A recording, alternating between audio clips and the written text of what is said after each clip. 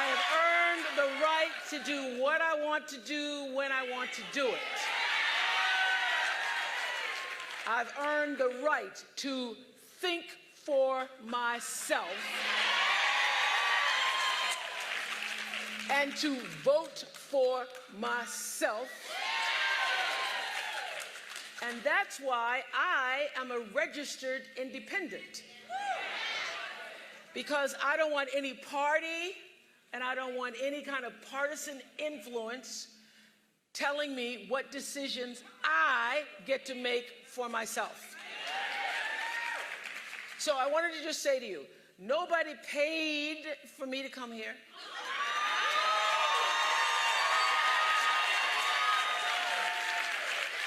Nobody even asked me to come here.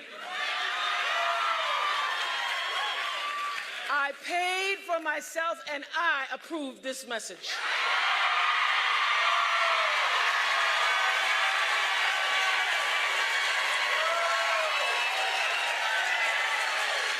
So I wanted to say here, as a matter of fact, as I said, I wasn't asked. I just called Stacey up 3 days ago. Yes, I didn't even know a number. I was just asking everybody, you know Stacey Abrams? You know Stacey Abrams? You know Stacey Abrams? Finally somebody said, I know Stacey Abrams. And they said, I have her cell number. I go, give it to me. I'm gonna call her up right now. So I called Stacey Abrams. And I said, Stacey, this is Oprah. You know what she said? She said, girl, let me pull over the side of the road.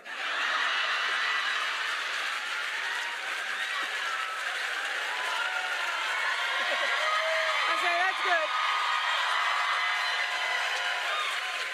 That's a good thing. You should not be talking on your cell phone when you're driving. And I told her that I wanted to come to Georgia and lend my support. And she said, that'd be all right. That'd be just fine. And I told her, here's why I want to come, Stacey, because I've been reading about you. I've been reading about you in the Atlanta Journal. I've been reading about you in Time magazine. I've been reading about you in the New York Times. And I've been watching you, and I've been seeing how you handle yourself. I've been watching you in the midst of the onslaught of haters and vitriol that's thrown against you. I've been watching you, and you just keep it coming, keep it coming, keep it coming on. You keep it coming on. And not only do you keep it coming on, you keep standing strong for the values that matter to me and the values that matter to Georgians all over this state. You keep it coming on. So I'm here today because Stacey Abrams cares about the things that matter. She cares about Medicaid expansion.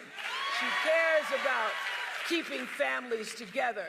She cares about environmental protection for our children so that they'll have clean water and won't be wearing oxygen masks 10 years from now.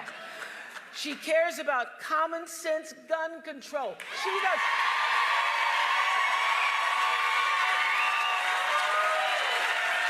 doesn't want to take the guns from the people. This is Georgia. We know people want to hunt in Georgia. But since when have we lost common sense for common sense? She wants common sense gun control. She cares about affordable housing, and she cares about criminal justice reform to protect our communities and creating jobs. So the reason I am a registered independent is because I believe that everybody should have the right to vote their values and vote your conscience regardless of the party. And I tell you, I have voted Republican and I have voted Democrat. And each time I voted for the people who I felt represented my values. So Stacey Abrams' values are in alignment with the consciousness of which our democracy has been founded. The very foundation of our democracy is to think about other people, to live a life in service to others. Democracy is not just about our individual rights and concerns and our individual protections, but rather it lives and thrives in making sure that everybody is lifted by the community, that everybody, it lives because the baseline is not just what I want or what I need or what's going to fill my pocketbook, but recognizing that what is good for everybody is good for us. It's good for us. And Stacey Abrams gets that. She gets that. She understands, and she will serve the underserved of the state of Georgia. Because you see, here's the truth. All of us may have been created equal, but if you're woke,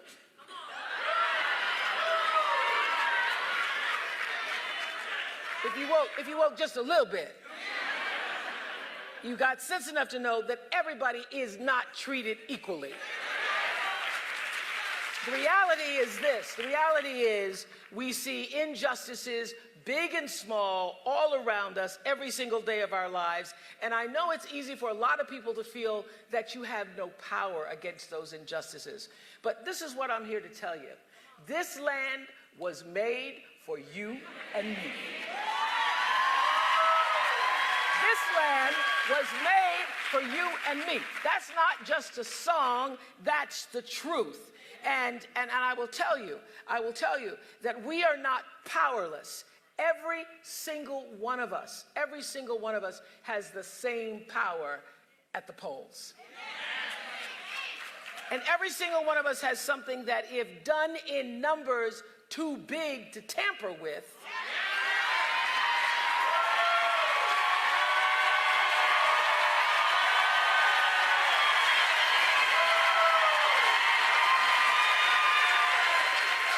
cannot be suppressed and cannot be denied.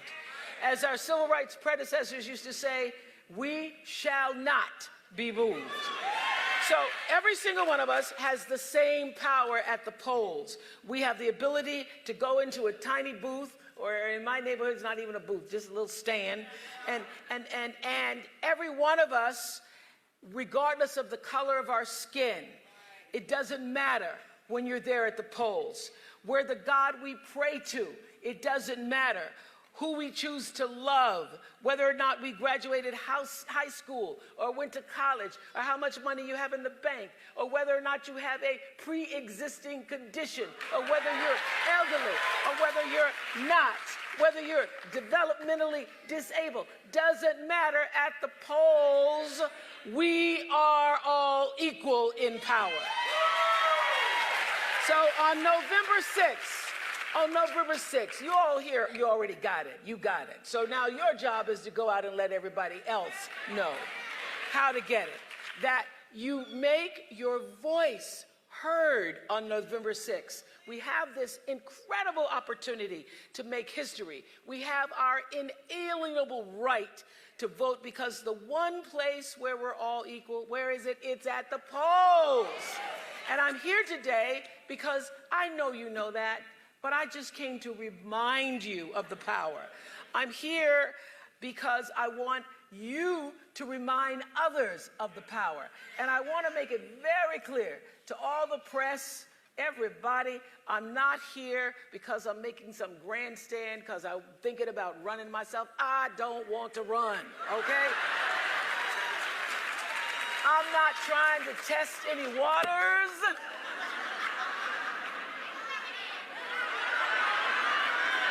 Don't want to go in those waters. I'm here today because of Stacey Abrams.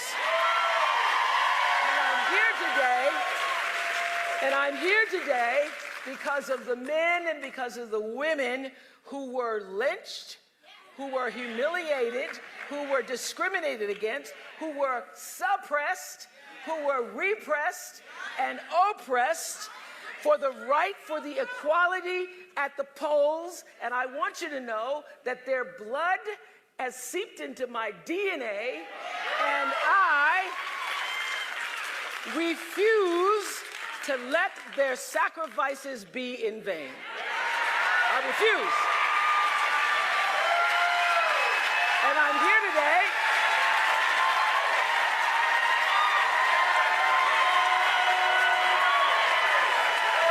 don't let nobody turn you around.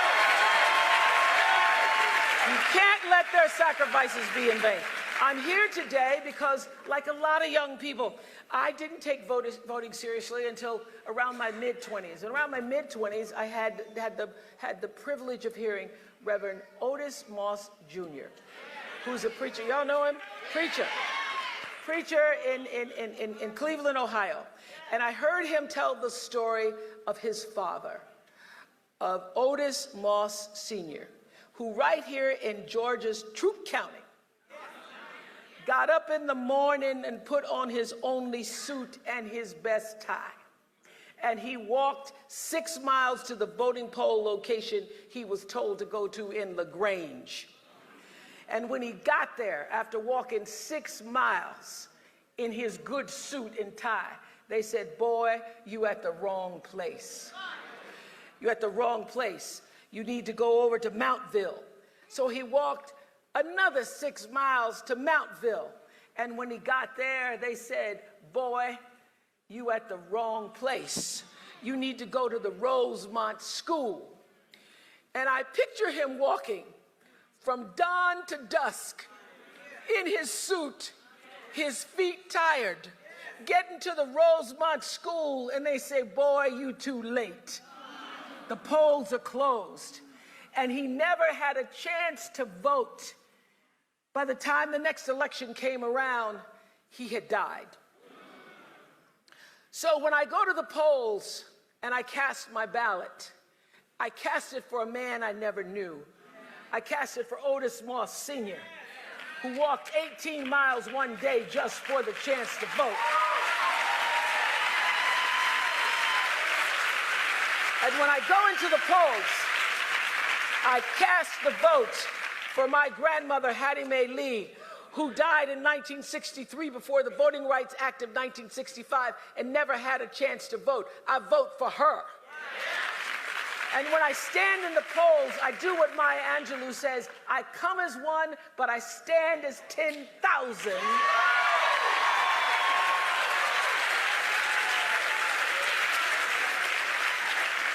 For all those who paved the way that we might have the right to vote. And for anybody here who has an ancestor who didn't have the right to vote, and you are choosing not to vote wherever you are in this state, in this country, you are dishonoring your family.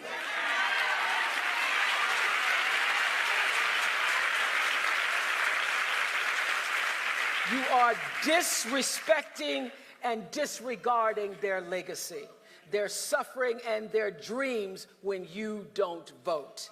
So honor your legacy. Honor your legacy. Honor your right to citizenship in this, which is the greatest country in the world.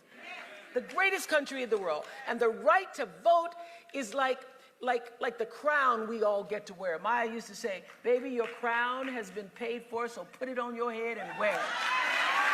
So your crown's been paid for. The right to vote is your crown. So this is a tight race here in Georgia. This is tight. And there are tight races all over this country that depend on all of us giving honor to our greatest democratic right and privilege. So let your vote make the difference. Let your vote count. Let your vote speak for you. If you're a woman, let me just talk to the women for a minute.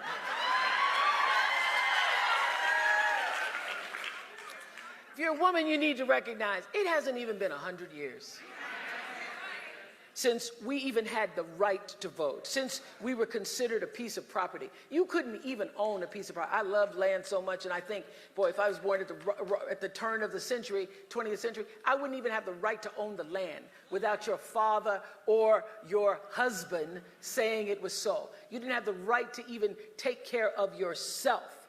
So you didn't have a voice, and now we do.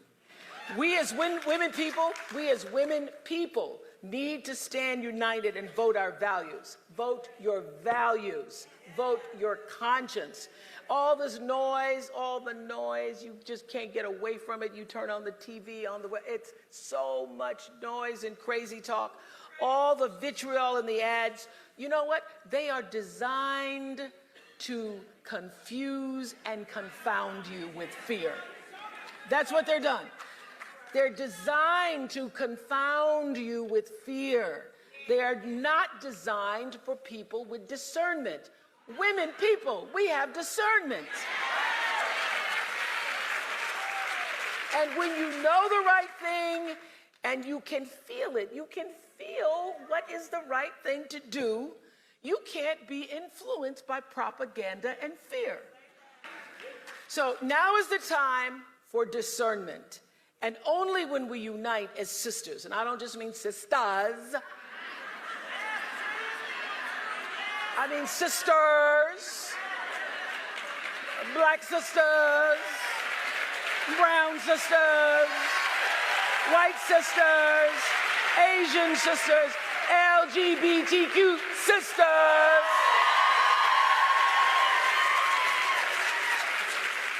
When we all unite, I know for sure a change is going to come.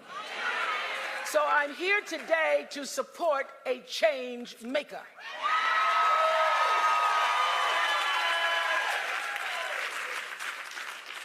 She's a woman who dared believe that she could change the state of Georgia. And she is dynamic. She is so inspired and inspiring. She's bold. She's bold. She's bold. And bodacious. She's a Georgia warrior woman. Ladies and gentlemen, Stacey Abrams.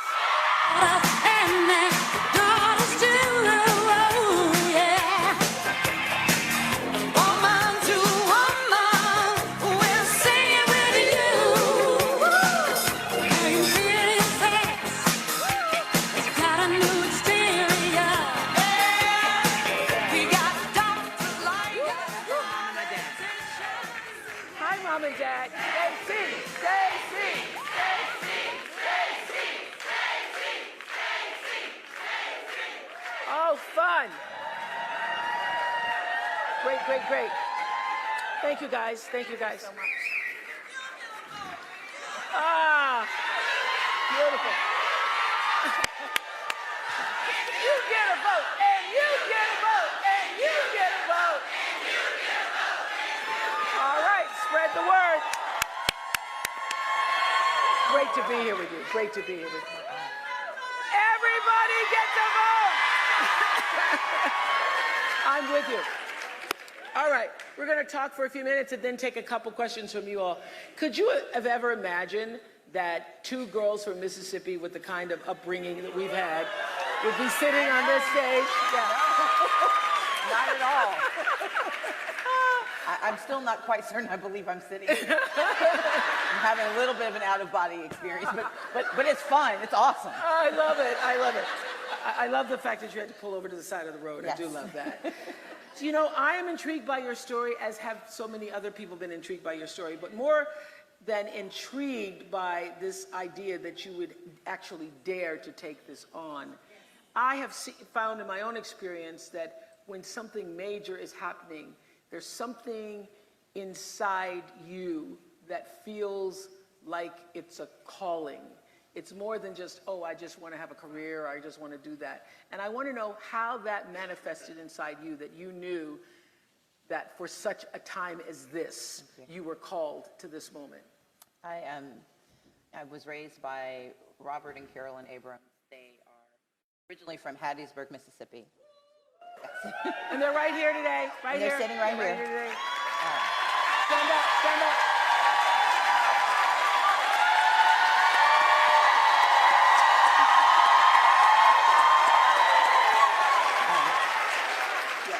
They used to make us go and volunteer, which made me a little irritated because I'm like, we're poor too. Why are we volunteering?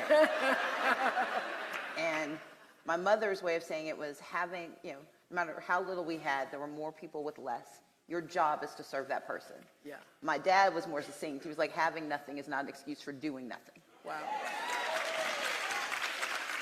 But it instilled in me two things. One, I believe poverty is immoral.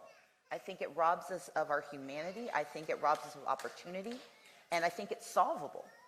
But the second piece is that I realized when I was in the legislature that the person who sits in the governor's office decides access to education, to health care, to jobs, that Stand Your Ground was not created by the president. It was created by the governor of Florida. That mass incarceration didn't start in DC, it started with the governor of California. That the erosion of the social safety net did not happen in '94, it happened in the early '90s with the governor of Wisconsin. And Jim Crow never had a federal law. It was all states that stopped Otis Moss from being able to cast a vote. And so for me, the calling is that this was the moment. 2018 is our time because we can't wait any longer. And do you think that there's a basic misunderstanding in our culture about midterms and what the role of state representatives and governors do that causes people to not to get out? Well, we spend a lot of money. Billions of dollars are spent telling us who the president is, what the president does. But also for communities that have been vulnerable, it's been federal law that's changed our lives. That the equal rights opportunities, the Civil Rights Amendment, if you're a person of color, if you're a woman, often salvation came from the federal government. What we forget is that they were often solving state-created problems. And that if you could engineer the problem at the state level, you can engineer the solution at the state level. Right. So we all know this. Anybody who runs their own business, whether it's a cupcake shop or whether you're a teacher, funeral home, hello, funeral home, we need you. Anybody knows, any kind of business you're running, that the key to getting anything done is leadership. So how has everything that is, because I always believe everything that has happened in your life prepares you for this moment right now. How has everything that's happened to you informed how you will lead this diverse state with all of the communities and all of the people? I recently told a story of my first major loss. I applied for a scholarship, and everyone said if I was the first black woman to win from Mississippi, I would be a shoo-in at the national level. I won in Mississippi. I did not win. I did not win the Rhodes Scholarship, and that was a lofty prize, but it devastated me because I started to think I wasn't smart enough, I wasn't good enough. I decided not to take advantage of certain opportunities. But the more I thought about it, the more I realized losing prepares you for success. And so standing for this office, being the first black woman to try for this job, it's not a function, I think I'm gonna win, but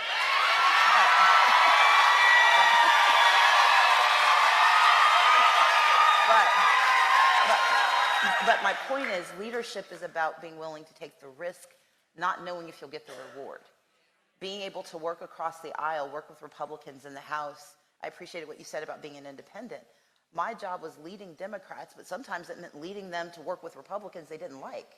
Because we may have different ways of getting there, but I have to believe we fundamentally want the best for everyone. And it was about, as a business owner, when you've lost a business, you understand how important access to capital is. When you go to a bank and they tell you no and they can't give you a good reason, you realize it may not be something it may be something that you can't change. I'm going to be black until I die. I'm going to be a woman until I die. And so it wasn't about changing who I am. It was about figuring out how could I leverage that experience into a solution for others. And so I think you're absolutely right.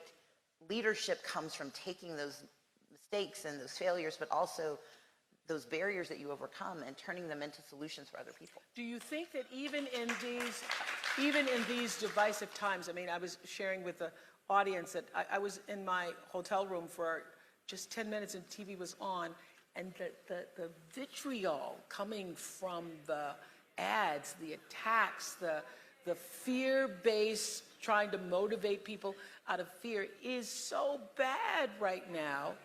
How can you bridge that? How can you make a difference? I spent Sunday evening at Temple Emmanuel in Dunwoody, mourning with Jewish families who were connected to the Tree of Life Synagogue in Pittsburgh. And as I sat there, the rabbi, who had no reason to include me, brought me up to light one of the candles of mourning and to share words. And part of getting beyond divisiveness is the willingness to acknowledge difference, but not let those differences change who we are.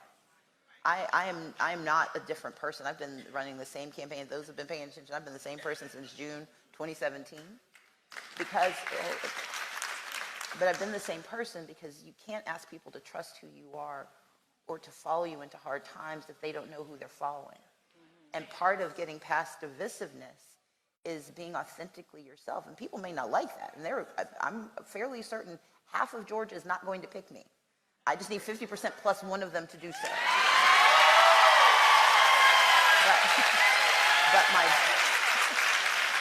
But my job is going to be to serve all of them. And that's why I went to Forsyth County. I went to Dade County, but I've also been to pockets of Atlanta that don't believe that anybody sees them either. Because divisiveness is not always based on race or gender or sexual orientation. Sometimes it's based on thinking that the haves don't care about the have-nots. And the way you knit people together is by showing you actually care, by showing up. And that's the most important piece. You know, as I was saying, that I think that there's nothing that happens in your life that doesn't prepare you for whatever moment you're experiencing at any given time. And, you know, I was wondering how, as you were talking about, you didn't get the Rhodes Scholarship, and having student loans and student debt. First of all, it's amazing we get to live in a country where you can still be paying your student loans and run for governor. Yes. Yes. So I would like to know, I think this is actually an important question. What has debt taught you?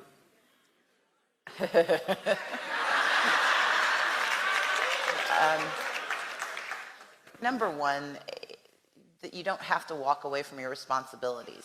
Debt does not mean you're a bad person. It doesn't mean that you aren't responsible. It doesn't mean you're not a good person. Part of what I've had to learn to do is to manage not only my expectations of myself, but also the limits I was putting on myself. Because there are those who told me I could not run because I had debt. There were those who told me that because I'm on a payment plan with the IRS, I could not run for governor. And number one, you were kind enough to call me bold. They considered it a very bold thing to do, but part of it was, I know how to manage a budget. When you don't have enough and you got to do a lot, you learn how to manage a budget.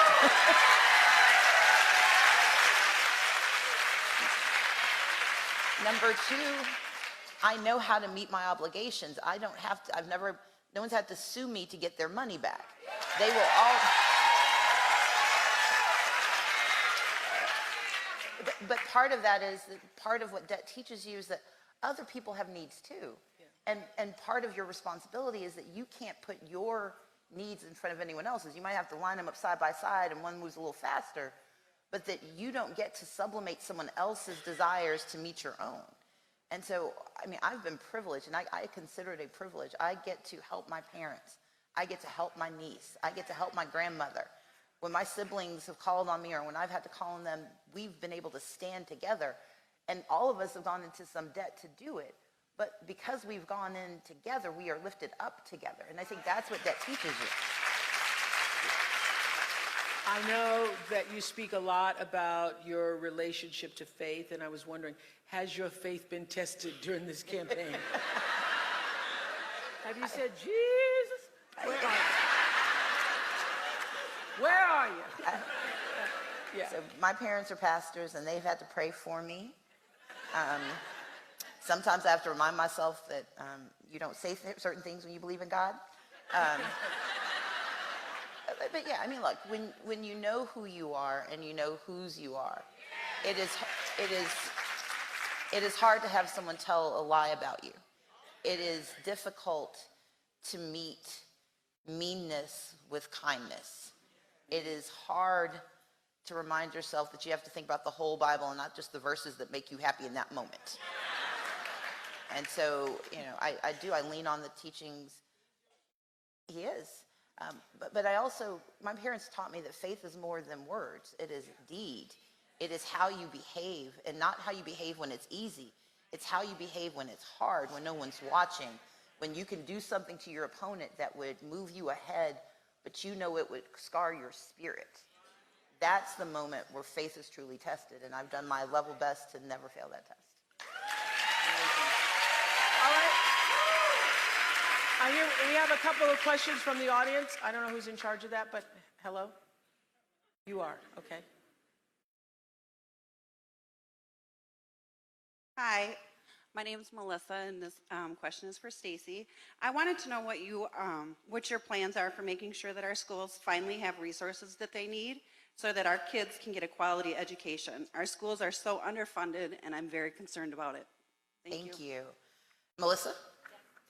Thank you. So in the state of Georgia, in 16 years, the Republicans have managed to fully fund education one time. And conveniently, it was an election year this year. But here's the thing. We have to change our expectations of our leaders. You don't have to raise taxes to raise expectations. What you do have to do is recognize that education, when the state is responsible, it's not responsible for education with a small e. It is responsible for public education. That is our job. And I talk about it from cradle to career, investing in early childhood learning, because you shouldn't go into debt taking care of a 2-year-old. It's about making sure that parents can afford it, but also that there are opportunities available. And we have some counties where there is no opportunity for childcare, where parents are basically going off to shift work, leaving their child with someone that they met a couple of days ago, and they hope things are okay when they get home, but they know if they don't go, then there won't be a home to come back to. But it's also about paying our educators a living wage, a competitive wage.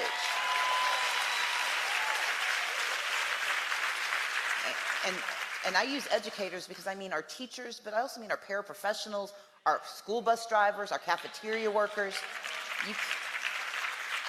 And then lastly, it's making sure that we understand that a child who comes to school hungry on Monday because they last ate on Friday cannot learn with the best educator. And so we have to have a comprehensive approach to education, wraparound services, where we educate the whole child. And Marietta is actually doing an extraordinary job of that, understanding mental health services for children who have challenges early that become consequences later, that become a drug addiction because they didn't get the support they needed for mental health disorders like bipolar disorder or early onset schizophrenia. It's making sure that we fully fund our schools so we educate the whole child, and that we make certain that everyone in our school system is treated like the humans and the people that they are so they can be successful.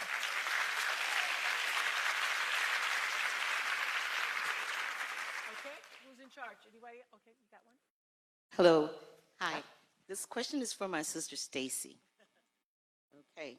It says, one of the biggest things I worry about here is healthcare, and hospitals keep closing in small towns, and doctors and nurses are being moved out. A lot of women die here during childbirth. What can we do to fix this?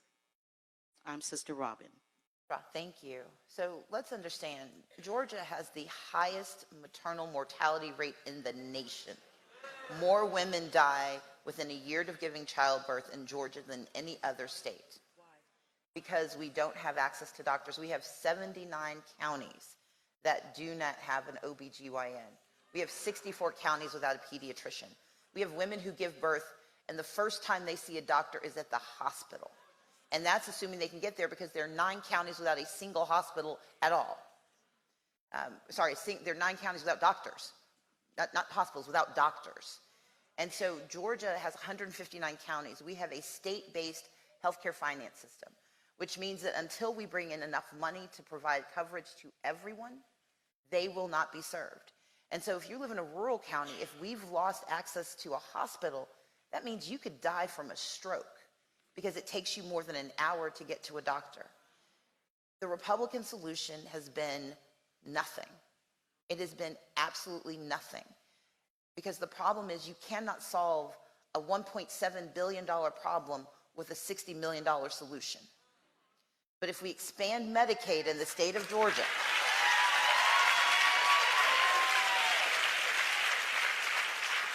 if we expand Medicaid, we do three things. Number one, we provide access to health insurance for 500,000 Georgians, including 25,000 veterans and their spouses who are denied access because they are considered too wealthy for regular insurance but too poor for Medicaid.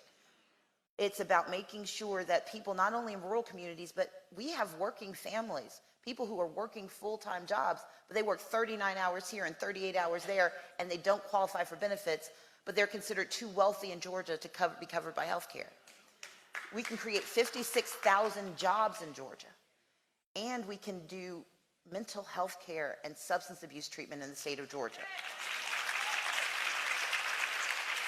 Right now, the #1 provider of mental health care and substance abuse in Georgia is not our hospitals, it's our prison system.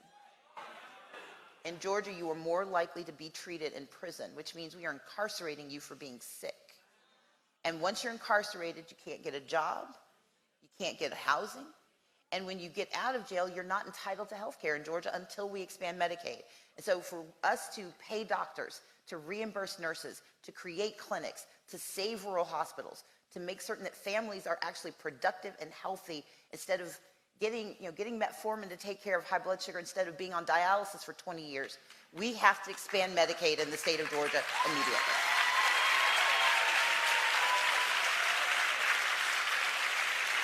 Are you already thinking about what you will prioritize when elected? Like what will be the first things you do? Oh, yes, I have. No, #1, Medicaid expansion is #1 on my list because, and Sarah Riggs-Amico is here. She's running for lieutenant governor, and Sarah and I are in lockstep. Sarah, stand up.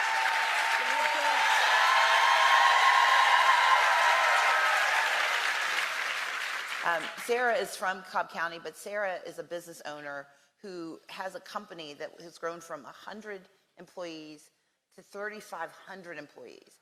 Every single one has health care. Every single one. She also has daycare. And so what she has been able to do while growing her company is something Georgia can do while growing its state. If we expand Medicaid, we stabilize rural communities, we allow rural communities to get jobs because no one's bringing a company to a place where you can't get a doctor. Right. But you can also stabilize the economies of our communities, and 500,000 Georgians suddenly won't have to worry about missing work because they have a cold, or worse, coming to work with that cold so everybody else gets sick. And then after that, I got to work on education. We got to get stuff done on transit. I know Cobb County, you guys have a few issues with transit. But yeah, I'm excited because I know that the first 100 days sets the tone, but what we can do to stabilize, reorient, and then move the state forward, building on a legacy, and the Republicans haven't been all bad. Governor Deal and I have worked together on criminal justice reform, on transportation, on education, on kinship care, grandparents and others raising children. We can build on that legacy, but we have to know that we can't leave anybody else behind, and Georgia's left too many people behind, and that's why we've got to do this immediately and hard. Okay, I'm going to change the subject just a little bit. You know I love books, and I was so fascinated when I heard that you've been writing under a pseudonym. I want to know, is that how you calm down? Is that how you relax? Is that your getaway space, writing? So I'm not just saying this because you're sitting here. I wrote it down before so people can tell you I'm telling the truth. When I was in college, I had a list I broke up with this boy, and he was really mean to me. So I made a list of all the things I was going to do to prove to him that he made the worst mistake of his life.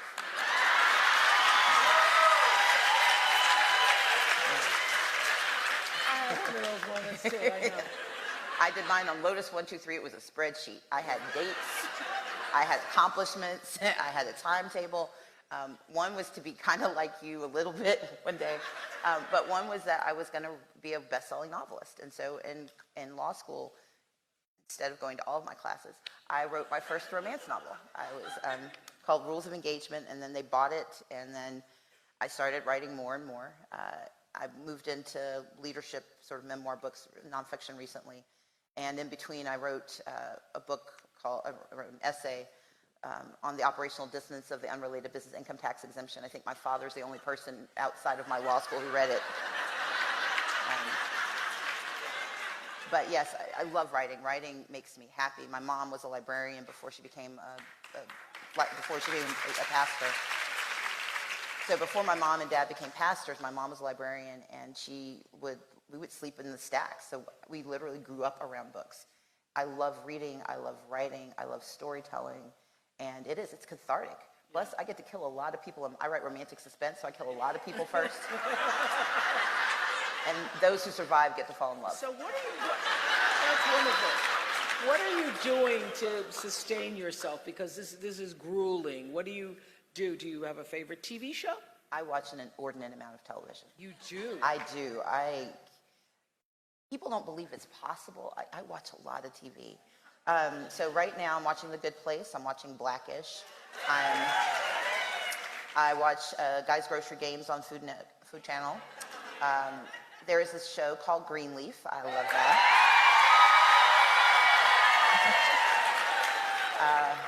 I watch reruns of Star Trek Voyager, Leverage. Okay, I watch a lot of TV. Oh, that surprises me that you have the time. I don't sleep a lot, so Okay. I watch a lot of TV. Okay, so what are you going to do November 7th? Hopefully I will be on. Hopefully I will. Yes. I got to wait till I get into office then. But no, I mean, look, I'm hopefully going to spend the morning on morning shows telling everyone how wonderful it was to win this election.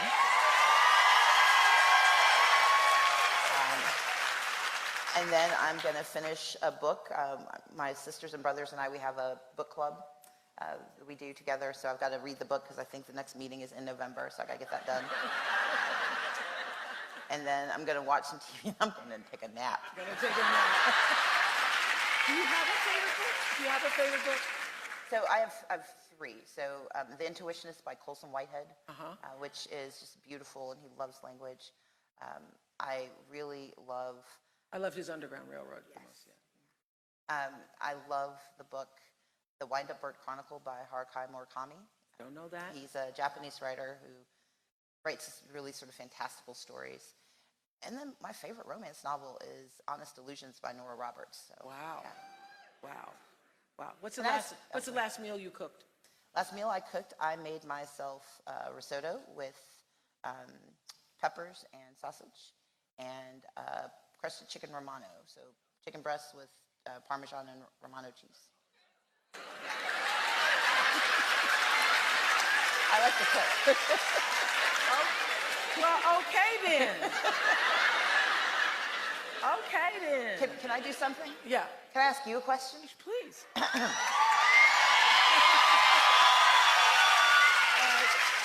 ready. Miss Winfrey. Yes. So you talked about why you vote and why you're here. Can you talk about the moment where you were most afraid and how that transformed how you think about the future?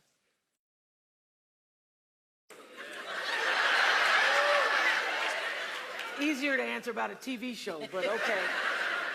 The moment I was most afraid was when I had ended the Oprah show after 25 years. I made that decision myself and was stepping into building a network, and I had every media outlet in the world saying I should have kept my day job. And you know, it's hard not to hear all the negative stuff and not let yourself be impacted by it. And I had a come to Jesus meeting with myself outside under my oaks. And you know that thing where you literally pray, I surrender, I surrender, I surrender all, and give it to Jesus. And I said, help, you know, please help me see whatever it is I'm supposed to be seeing. And I changed the paradigm of what people were telling me was a struggle and turned it into an opportunity. That's what I was able to do. Yeah, thank you for that. So we know that everybody in this audience is going to vote. Who's already pre-voted? Oh.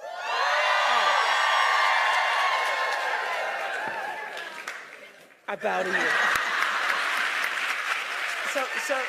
So now everybody in here is going to vote or has pre-voted. What can we do to support you in the next 4 days? What do we need to do? What can we do? Volunteer hard. So you all are here because you're paying attention, but you all know someone, you all know 5 people who do not believe that this election matters. And it's not because they're apathetic. I hate when people say that. It's not apathy. It's often that they don't know because no one's ever bothered to tell them how the dots connect.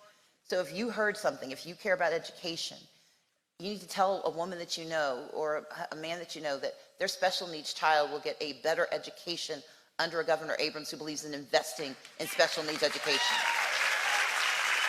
But I need every one of you to find 5 people every single day between now and Election Day and get them to vote. I need you to call people you don't like, call people you're mad at, call people you broke up with.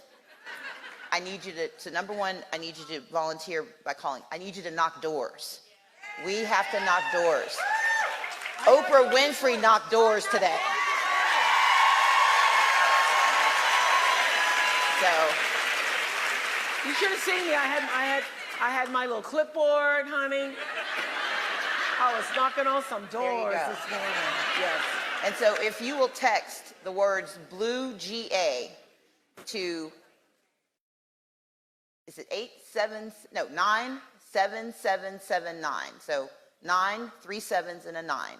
If you will text the word blue GA to that number, 9779, we will tell you about all the volunteer opportunities.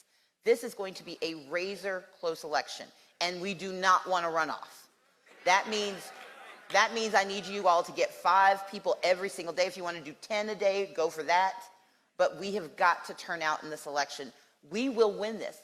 And if you don't believe me, believe my opponent. He said, if every eligible voter in the state of Georgia votes, he will not win. I will win.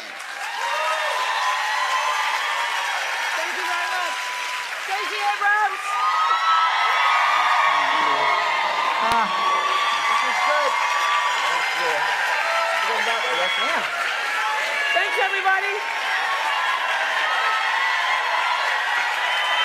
For Stacey, not that other bro. Win. Vote for Stacey Abrams, that's a win. ATL so lit. Win. She the #1 pick.